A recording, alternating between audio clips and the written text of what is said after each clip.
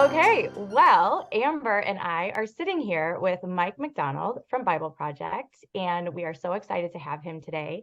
We felt like we just have never really shared the story of OneStory and how this all got started. And we have people asking, how did you get into this? And how did you and Amber meet? And how did you connect with Bible Project? And what's Learn.Bible? And so we thought it would be cool to just get you on here. And the story really starts with you. So why don't you introduce yourself to everyone and tell us a little bit about what you do at Bible Project? You are the Chief Strategic Relationships Officer. That's Take a it mouthful. there. Yeah, you got that right. But I'm Mike. How about that? We'll Yes, go with Mike. that's how we know you. Is just Mike. Yeah, I'll read your bio and then you can just add whatever you'd like to tell everybody about what you do there. sure. So Mike works on cultivating awareness. I love the word cultivating, and creating strategic relationships with churches, organizations, and other nonprofits that are looking to use Bible Project videos in their context. He also leads the Global Focus team, which is working on localizing the videos into different languages, which is super cool. And he previously spent 11 years, probably 11 years leading a global development organization, as well as serving on several boards for international organizations with compassion and justice missions. And in a previous life, this is a fun fact, you owned and operated restaurants in Canada, which is kind of fun. You're a foodie. Yep, totally. So yeah, what else Well, would you gosh, add to? yeah, that's super cool. I'm going to take you on the road with me. That yeah. So one kind of fun fact actually with that, I did have a couple of years where I was getting to kind of build out and flesh out kind of what the global landscape looked like for Bible Project. Since then, I've actually handed that off in the new year to an amazing gal that we hired and trained over the last few years to take that on, named Allison. So she's now kind of getting to lead the charge on all those languages. But in that time, we did get to grow it to be about 56 languages that we fully localize our content in, meaning we don't just do dubbing over or just like a word for translation. We actually localize the content. We hire theologians in each of those contexts to actually rewrite the scripts where it needs to make sense from a contextual standpoint in that place. We redo the art that needs to be redone in those contexts. I mean, for the overview videos, pretty much everything's redone because it's so much text on screen and all of that gets redone. And then you can Man, imagine in languages like Arabic, we actually have to flip it and go instead of from left to right, we're going from right to left. So everything pretty much has to get done. That's why we say we localize it, because we truly do take it through a process. And we hire local indigenous leaders and artists and illustrators and people in those contexts to do the work too. And so it really is made for and by those contexts for that context, which is a unique thing, I think, when it comes to this kind of space for sure. So the cultural apologist in me so appreciates that approach of really immersing yourself in the culture that you're trying to serve and not just barreling in with your own version of things. I just think that is so compassionate and thoughtful of just because it's time consuming. That I can't imagine how much time it takes to take that level of care and intention to do that. I mean, it would be easier just to kind of throw it into the Yeah. old scene and have it translate but we do want this stuff to really have the same kind of impact that it's having in English for people like myself when I watch the videos and engage with it in that way. And we're not ignorant to the fact that we're in Portland, Oregon, in the western part of the United States, Right. making content and art and everything else in that context. And so Yeah. when we go into some of these other places, we really want to make sure that we're not even leading that charge. We're actually doing a lot of listening in those instances. We hire local theologians that are like, okay, here's why I think we need to change this and do this. And it's a constant conversation with Tim and the scholar team. And I mean, it's this whole dance to make sure that the same meaning is wanting to be shared, but it might be shared in a bit of a different way. Stories that we're telling here in the US are not necessarily going to translate in Tunisia, or wherever else that we're in. So yeah. So your passion for understanding context and how Bible Project resources translate into various contexts is kind of the bridge to how we got here, because we have our own context. So we have the homeschooling context. Yep. And tell us a little bit about how this started with you and how what you were thinking as far as maybe what it would look like to get Bible Project resources into a homeschooling context. Not Yeah. nearly as glamorous as translating it into all of these beautiful I languages, don't know. I think it's but just as glamorous. I mean, it's all localization, and that's the beautiful thing. Mhm. It's not even like it doesn't have to be a language. It can be a Right. context change that you want Yeah. to figure out. And so, listen, I was not homeschooled. I've never experienced homeschool. I'm not a homeschool parent.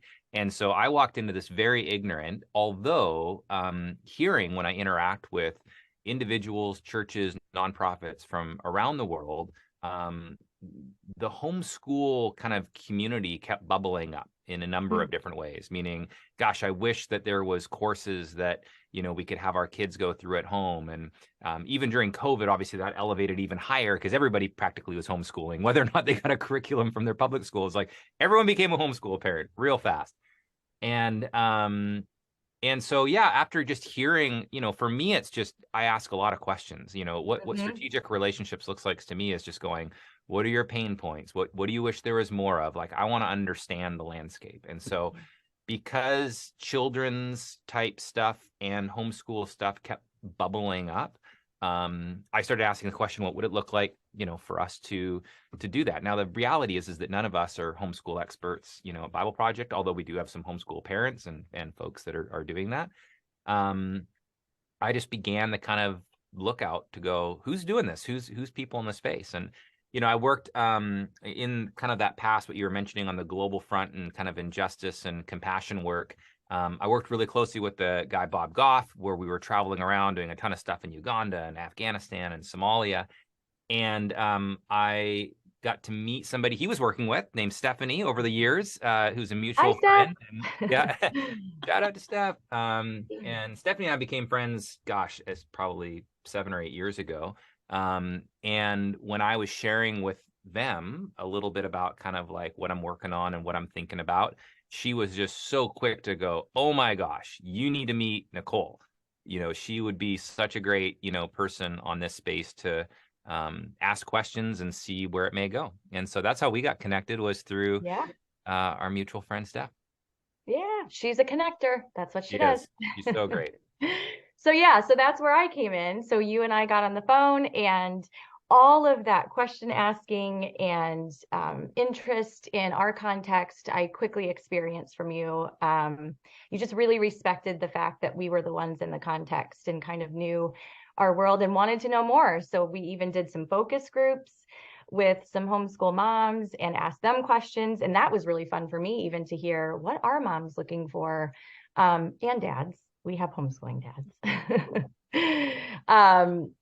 And they just named some really important things, not dumbing it down, I think was a repeated thing that homeschooling parents wanted. And just to really embrace the complexity and intricacy of the Bible in a way that I think Bible Project captures so beautifully. The imagination of it, the awe and wonder of it. So we just got really excited about how can we take what Bible Project is already really good at with that and serve our homeschool community. I'm saying our, but Amber was not a part of this just yet. So this is where Amber comes in, because I got off the phone with you and I went, oh, cool. Now what do I do? I have to write a curriculum. And I quickly realized collaboration is just so beautiful and the way to go. And so I started looking for a partner. And it was similar in the way that the connection with Stephanie landed us in a relationship. It was a mutual friend that Amber and I had that connected me to Amber. And I knew a little bit about her, but we got on the phone and within minutes, I just knew she was my person. So Amber, why don't you tell a little bit about how you came to be a part of this? Well, and this is where we had some major divine intervention, because I had been working for a Bible college for 15 years and doing my own theological study and realizing these things that I'm wanting to teach my kids, I can't find them in the kids' resources that I'm buying. I was looking for them and I couldn't find it in the language that I wanted it in, with the nuances that I wanted. So I started writing things for my own kids. And this included some homeschool work where I'm drawing things on the board to teach them things. But I was praying Which were pretty impressive drawings, by the way. You minimize them. I was impressed. I'm not an artist, but thank you. So, but this stuff just started getting heavier and heavier. And I was praying and I'm like, Lord, what am I supposed to do with this? Because I had this job, but this was going heavier and heavier. And I'm like, okay, God, I have these long walks where I'm just talking to God about this stuff and telling him, if you want me to do this, you're going to have to open the doors so that can happen, because this is just really crazy. And I remember one day I was just sitting on my bed and I don't even know what I was doing. And this thought popped in my head, well, you should write a homeschool curriculum. And no joke, I kicked it out ASAP, because teaching my own kids the Bible, that's one thing, but writing a curriculum is a lot of work. And marketing a curriculum is a lot of work. And so I was like, nope, just kick it out. And then 6 months later, I hear from Nicole. So here comes this giant door, and God's like, here you go. You told me I would have to open the doors, and he did. Ah, it really is pretty remarkable. Out of nowhere. And I was feeling, I have an apologetics background, but I don't have a strong Bible background. And I don't know anything about curriculum development. And so I'm talking with Amber, and I'm just being drawn in by her passion. And I sensed God was up to something in our conversation. It was not until later that I discovered she had a master's in curriculum design. That was like, that just about knocked me off my feet, because I mean, talk about a God wink, Yeah. So the way he brought us together was just such a beautiful answer to prayer, I think, in some of the things we were both longing for. So you then, Mike, were just really supportive of just turning us loose and supporting whatever we wanted to try. And we sent you a massive Google Doc of our first curriculum course, which was like a book. But that was our first course, was Teach Us to Pray. And really inspired by Tim Mackey's spiritual symmetry sermons that I stumbled on. I was playing with the idea, and I felt like this was really a God thing too, of the Jesus Creed, Scott McKnight's book, and really understanding how the Old Testament and the New Testament are hinged together by the Jesus Creed. And again, BibleProject, pardon? Which is love the Lord your God. Yes, with all your heart, with all your soul, with all your mind, and all your strength. Oh, Amber, always the teacher. I love it. But really wanting to highlight the way I think BibleProject also does such a good job at tying the Old Testament and the New Testament together, to see that truly the whole Bible leads to Jesus. And I think a lot of that has gotten lost in our churches. And so even seeing the prayer of Shema and the way that shows up in the New Testament, just starting to make those connections for people, I was really excited to do that. So that was Teach Us to Pray, was our first course. And we finished it. Gosh, what year was that? 2021? I think so. Sounds about right. That's crazy. So then the question became, where do we put it? There's so many ways to engage with the curriculum, and especially when it's video based, like BibleProject resources are. How do we help people actually engage the curriculum? And so that was where Learn.Bible was being developed right along the same time that this was happening. And we thought, oh, maybe that's where we should put it. So maybe you could tell people a little bit about what Learn.Bible is. Sure. And that's currently the place that our curriculum is housed. So yeah.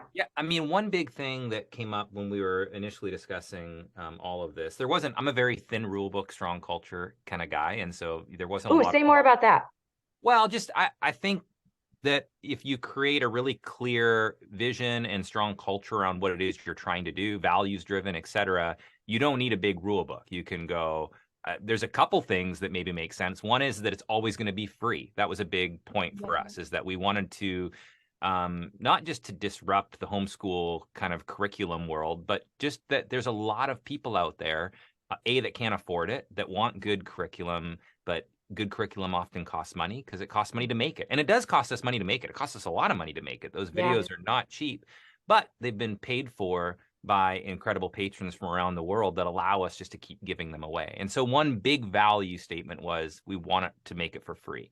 And that was, huge when we were having those initial discussions, is like, let's just put something out there that, that people can find and everything else.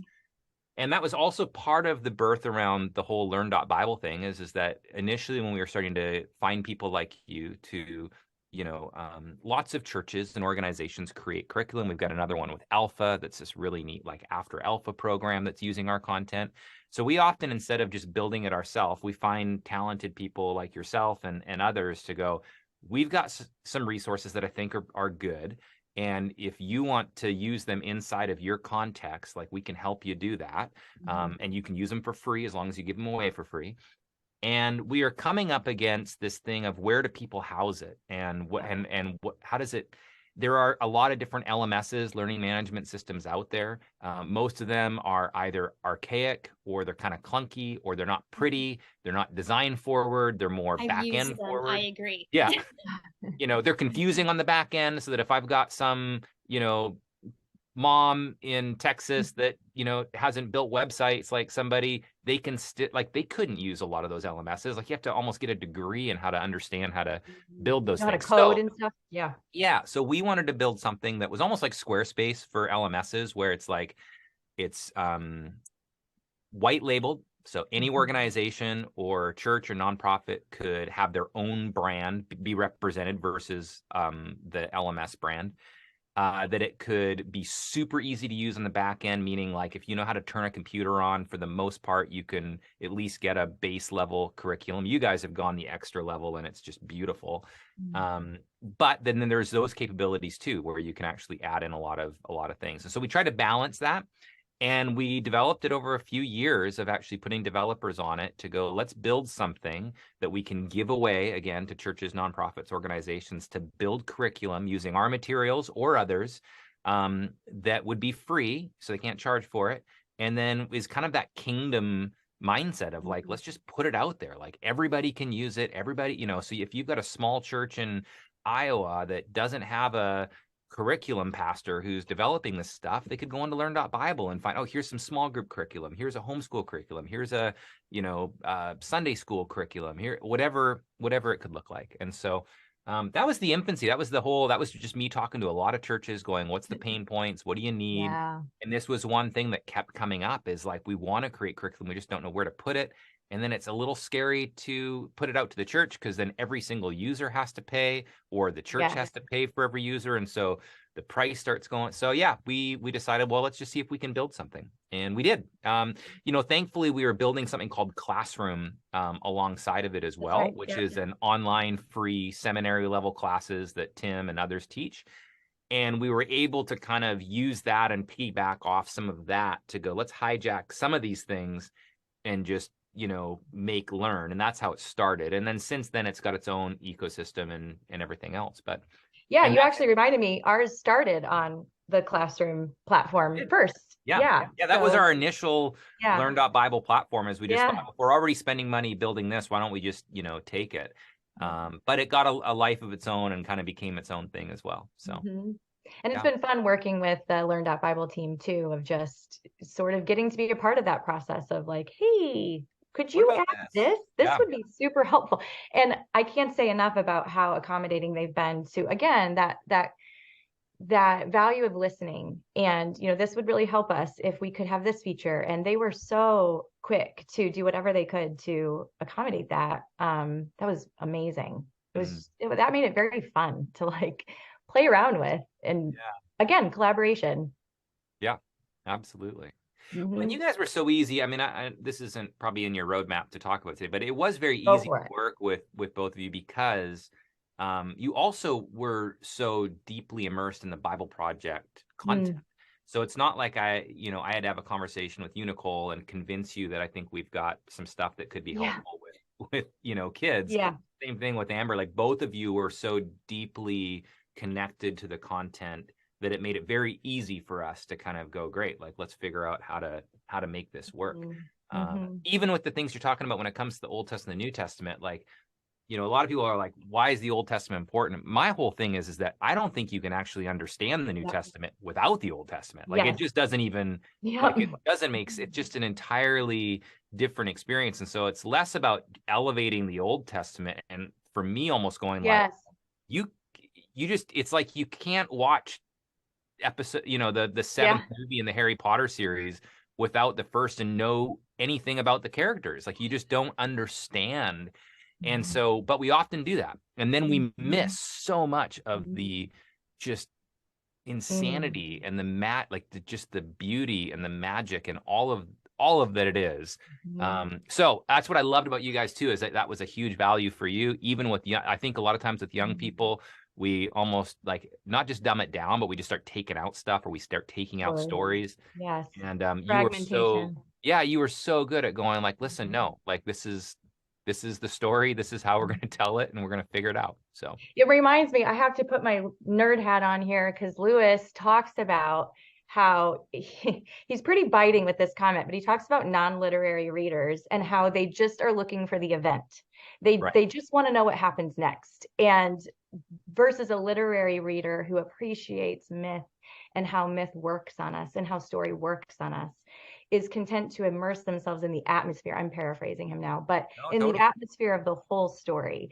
And I think that's kind of what you're talking about. Like we just want to jump to the event, the big event of the New Testament and all the things, but you can't even understand it if you don't immerse yourself in the whole story, I think is what I'm hearing you say. And it's so Louisiana of you to say. I love it. I mean, it's just the reality is that the Bible is a narrative. It's story. It is a story. It is a book of story. And we in the West, and the New Testament actually is a little bit like this because it's been Greekified. I mean, it is a bunch of, even though they're like Hebrews, they're a bunch of Greek living in like a very Greek system. So they're writing even more in that type of way. But even more so, we are so facts equals truth versus truth equals truth. And facts can support those things. But when it comes to narrative and story, facts aren't actually that important to the story as much. But we treat the Bible like we're looking for facts a lot of times, and we're missing, so much of the actual, like what's the truth?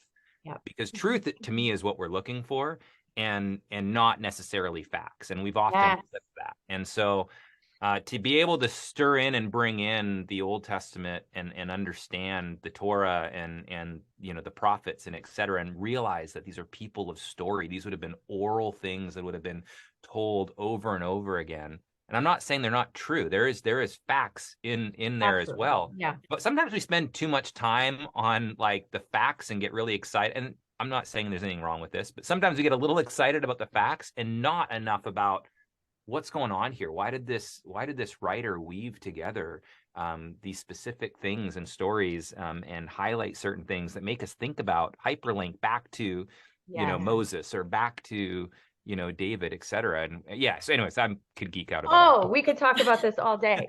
Like, what do the facts mean? We never get to asking the question of what the facts mean. Right. There's so much more to the story. Yeah, Amber. And that's part of what inspires us so much, because it's this truth embedded in story that when we can live into the story, that story begins to work on us and shape us.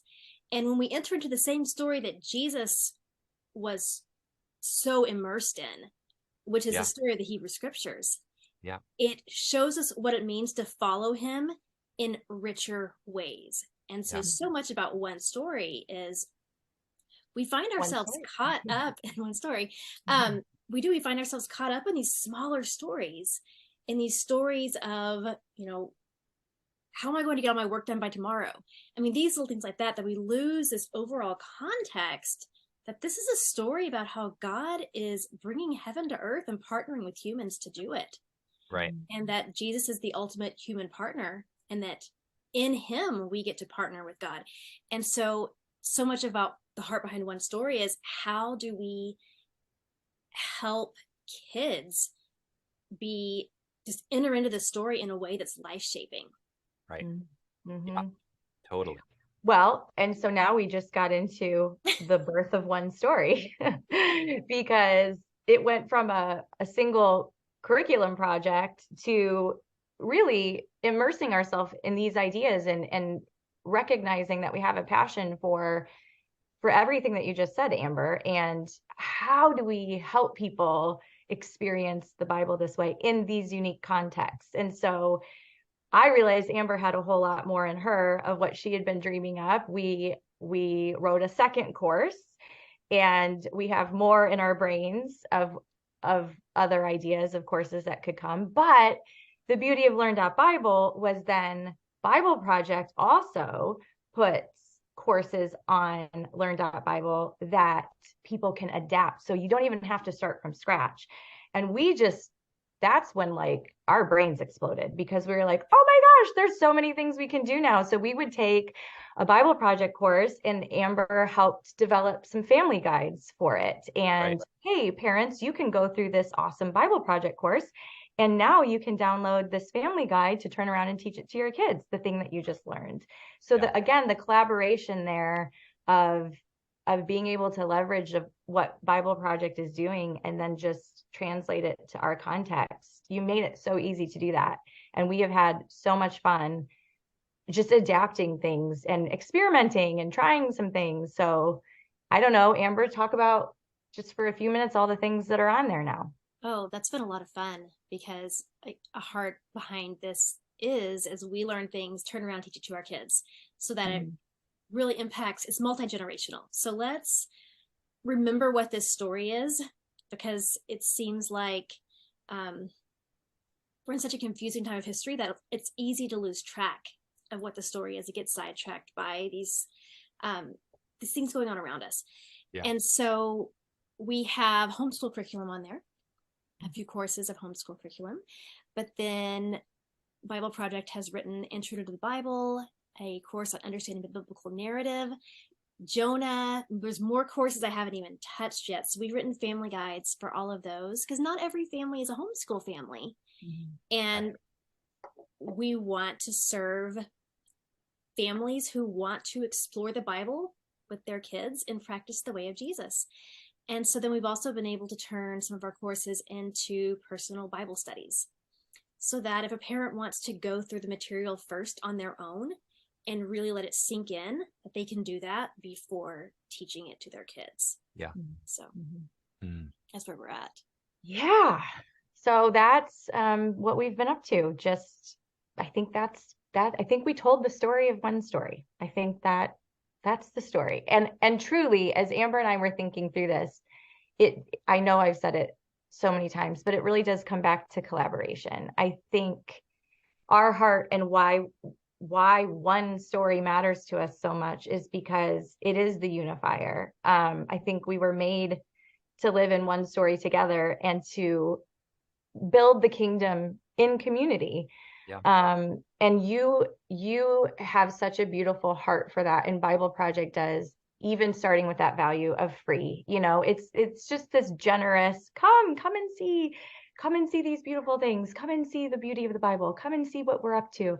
And I think we just wanted to follow in your footsteps with that and have a generous, collaborative, come and see approach of what we're doing. So we hope that is what we get to continue to do. Well, I really hope so too. And I don't know who this is going out to, but I will say, similar to Bible Project, and I know OneStory operates in this way too. Like, it is free, but it does cost money, Yes. So we've been so grateful that people have supported the work that we've been doing. And we used some of those funds to kind of help get this going. But if these resources are like helpful to you, and you've got parents and everything else, I'm just saying this to whoever is going to listen to this. If it just support OneStory. Like, I mean, I am so behind what you guys are doing. We're friends for life on this whole project. I'm glad we got to kind of kickstart it up. But similar to Bible Project, like these things take a lot of time. Like you guys know how much Yes. time these curriculums take, so much time, and they're not just like written over a weekend. They're so thoughtfully put together and edited and re-edited and edited like it's wild, because I've seen from the back end just how much time and effort it takes the two of you to do this. And so just in the spirit of collaboration, if you find these helpful, figure out how to support and build more of these, because they're free, they're going to be evergreen. They're out there, it's just things are made. It's like they're out there for as long as, we say for our videos, we hope like as long as people watch videos, they're going to be available for free, because they've already been paid for. And so now future videos haven't been paid for yet, and that's why we continue to have patrons and people. And I think future content and curriculum for kids has not been paid for yet or made. And so I just encourage people, get involved, be a part of it, be a part of the crew. And it's an awesome project to be a part of. Thank you. Lots more ideas. Yeah, we have lots more ideas. Yeah, I believe it. Amber is an idea generating machine. She is, I love it. She's just, her brain's just always going. And then I'm the one that kind of goes, okay, how do we do it? How do we do it? What's cool is like ideas are hard to fund, but once you have seen what can be done, that was the same thing. Like we produced our first, 5 videos through some friends, and just a handful of people that we made the first few videos.